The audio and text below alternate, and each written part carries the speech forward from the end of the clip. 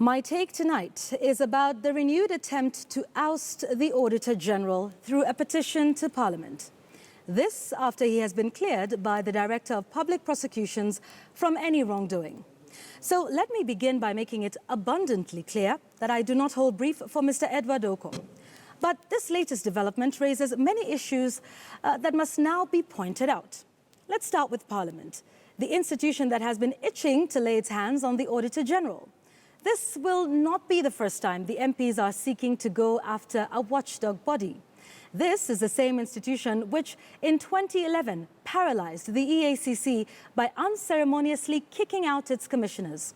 Their only crime was that the chair at the time, PLO Lumumba, claimed he had caught several MPs with their hands in the cookie jar.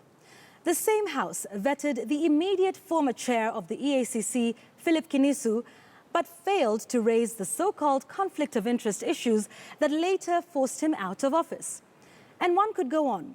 But to be sure, many Kenyans now see this House as the biggest impediment to the fight against corruption. But it gets worse. The National Assembly itself has not been spared from damning allegations of mega corruption. The number of scandals and the sheer amounts involved boggle the mind. The Agriculture Committee members, for instance, were alleged to have received 60 million shillings for a probe of the Mumias Sugar Company. And what of the alleged mileage scam, which has turned the House into a millionaires club? Then there is the mother of them all, in the Public Accounts Committee, no less. Sensational claims of billions of shillings that would be shared out amongst the members of the Watchdog Committee. The claims and counterclaims of the members read like a Hollywood script and proved the adage that there is no honor amongst thieves. And what happened to the members of this committee? Slap on the wrist, if you ask me. They were merely suspended from the committee and barred from reappointment to the same committee.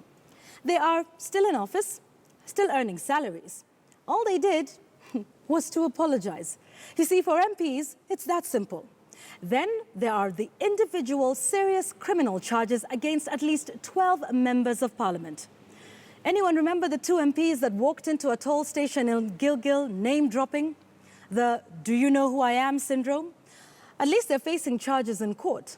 Folks, never have we seen a House ridden with so many scandals of integrity and accountability. But they are happy to audit everyone else. They will be happy to drag the Auditor General through the mud. They will be elated to hang the new EACC chair, Eliud Wabukala. As a matter of fact, they even want to censure a judge for merely giving rulings that some MPs don't agree with.